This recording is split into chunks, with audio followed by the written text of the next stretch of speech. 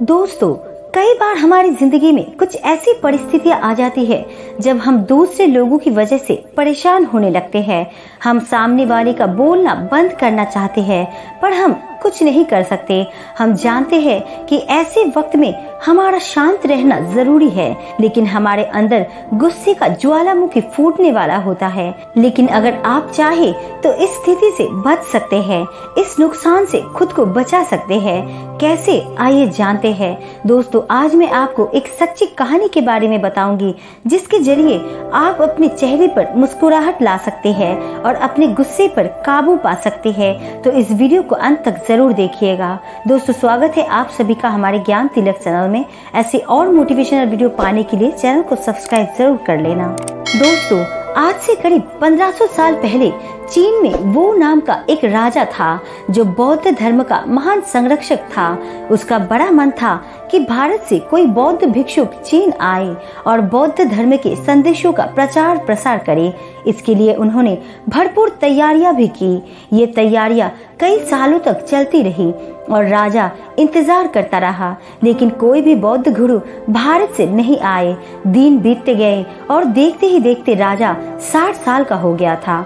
फिर एक दिन संदेश आया कि 2 महान परम ज्ञानी गुरु हिमालय पार करके चीन आएंगे और बौद्ध धर्म के संदेशों का प्रचार करेंगे।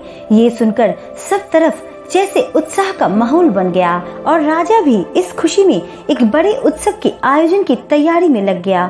कुछ महीने के इंतजार के बाद चीन राज्य की सीमा पर 2 लोग नजर आए। ये थे एक बौद्ध गुरु और उनका एक शिष्य।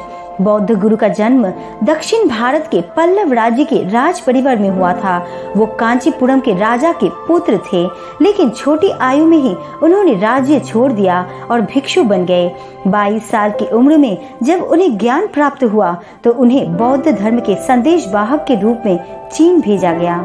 जैसे ही उनके आने की खबर राजा को मिली, वो अपने राज्य की सीमा तक खुद पहुंचा और उनके स्वागत और आदर सत्कार की पूरी तैयारी के साथ वो दोनों बौद्ध गुरुओं का इंतजार करने लगा।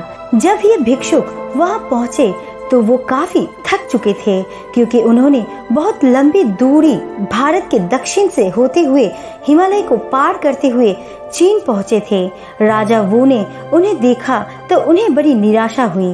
दरअसल राजा को बताया गया था कि उन दोनों में से एक बहुत बड़े ज्ञानी है और इसलिए वो उनकी प्रतीक्षा कर रहा था, लेकिन ये तो महज 22 साल का एक लड़का निकला। दूसरी तरफ पर्वतों में महीनों की लंबी यात्रा से थके हुए बौद्ध गुरु भी राजा पर अपना कुछ खास प्रभाव नहीं छोड़ पाए। राजा निराश तो बहुत हुआ, लेकिन उसने किसी तरह अपनी निराशा को छुपाया और दोनों भिक्षुओं का स्वागत किया। उसने उन्हें अपने शिविर में बुलाया और उन्हें बैठने का स्थान देकर उनके भोजन की व्यवस्था की। इसी बीच जैसे ही उसे सवाल पूछने का मौका मिला, उसने बौद्ध गुरु से कहा, क्या मैं आपसे एक प्रश्न कर सकता हूँ? बौद्ध गुरु ने कहा, बिल्कुल राजन, तुम्हारे मन में जो भी विचार है उसे बेहिचक पूछो। उसने बौद्ध गुरु से पूछा, मैं हर रोज भगवान बुद्ध के बताए मार्ग पर चलने का प्रयास करता हूँ, फिर भी कभी कभी मुझ पर क्रोध इतना हावी हो जाता है कि मैं अपना आपा खो बैठता हूँ। मेरा अपने आप पर कोई बस ही नहीं रहता। कृपया बताएं कि क्रोध से बचने के लिए हमें क्या करना चाहिए। इस पर बौद्ध गुरु ने कहा, आज मैं तुम्हें ये बताऊंगा कि किन किन परिस्थितियों में तुम्हें क्रोध करना चाहिए और किन किन परिस्थितियों में तुम्हें क्रोध नहीं करना चाहिए। और अगर तुम्हें बार बार क्रोध आ रहा है तो उसे दूर करने का उपाय भी बताऊंगा। पहले मैं तुम्हें ये समझाऊंगा कि अगर तुम्हें बार बार क्रोध आ रहा है तो उसे दूर कैसे किया जाए।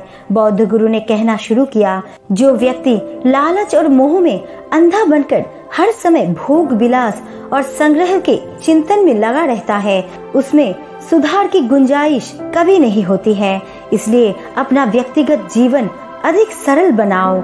ये संसार नाशवान है, इसका ज्ञान होना चाहिए। कोई भी परिस्थिति सदा एक जैसी नहीं रहती है। बौद्ध गुरु जर्मनी सम्राट से कहा, चलो मान लेते हैं आज तुम दुनिया के सबसे अमीर सम्राट हो। क्या तुम कई युगों युगों तक सम्राट बने रहोगे? अर्थात बिल्कुल भी नहीं। एक दिन तुम्हारी भी मृत्यु होगी और तुम्हारे मरने के बाद हो सकता है यहाँ का राजा कोई और बने। ये भी हो सकता है कि उसके कमजोर शासन की वजह से पड़ोसी देश का राजा आक्रमण करे और तुम्हारे द्वारा बनाई गई सारी धन दौलत को लूट कर लेकर जाए। मेरा कहने का मतलब ये है कि इस दुनिया में कुछ भी स्थायी नहीं है। थोड़ी देर के लिए मानते हैं तुम्हारा किसी के साथ झगड़ा हो गया है, लड़ाई हो गई है और उसके प्रति बहुत ईर्ष्या पैदा हो रही है।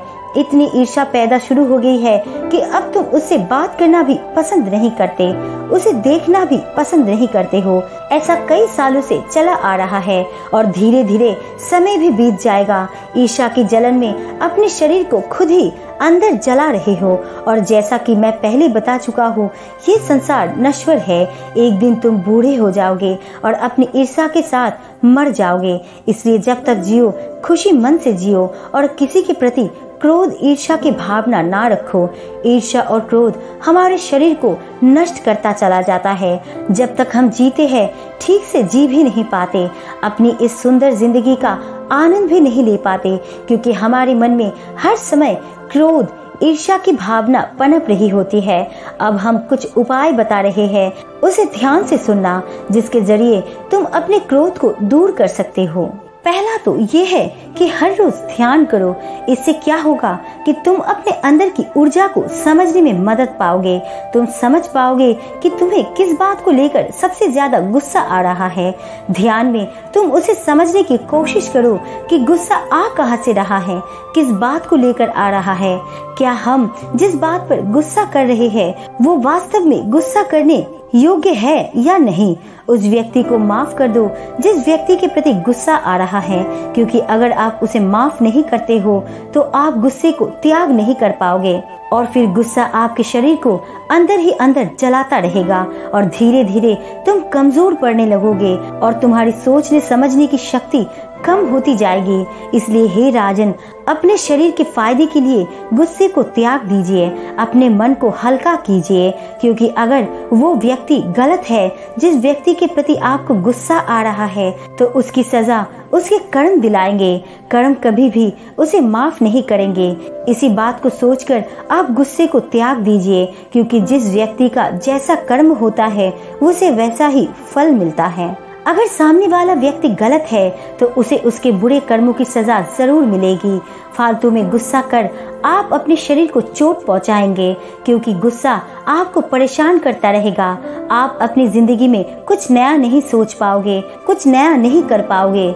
बौद्ध गुरु ने आगे कहा, तुम्हारा क्रोध करना तब जायज है जब कोई जानबूझकर बार बार गलती कर रहा है और आप बार बार उसे माफ करते जा रहे हो, अर्थात जहाँ पर बहुत ज्यादा अन्याय हो रहा है, कोई आपके साथ बार बार बदतमीजी से पेश आ रहा है, आप उसको समझा भी रहे हो फिर भी वो नहीं मान रहा है, तो वहाँ पर आप क्रोध कर सकते हैं। क्योंकि अगर आप ऐसी स्थिति में क्रोध नहीं करोगे तो सामने वाला व्यक्ति आपको परेशान करता रहेगा। वो आपको कमजोर समझकर बार बार आपको परेशान करता रहेगा, तो वहाँ पर आप गुस्सा कर सकते हो, लेकिन थोड़ी देर बाद आपको खुद को शांत करना होगा। खुद के गुस्से को ध्यान के जरिए त्यागना होगा।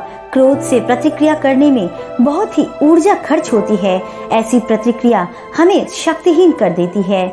मनुष्य के मन में क्रोध पैदा होने का एक कारण ये भी है कि वो दूसरों की कमजोरी या भूल को देखकर उसे बर्दाश्त नहीं करता है। वास्तव में दूसरों की कमजोरी अथवा भूल को देखकर क्रोध नहीं करना चाहिए। यदि कोई मनुष्य भूल करता है अथवा किसी बात को नहीं समझता है और उसे नहीं मानता या उसका विरोध करता है तो उसे प्रेम से समझाए अथवा सद्भावना, युक्ति और तर्क से उसे समझाने का प्रयास करना चाहिए।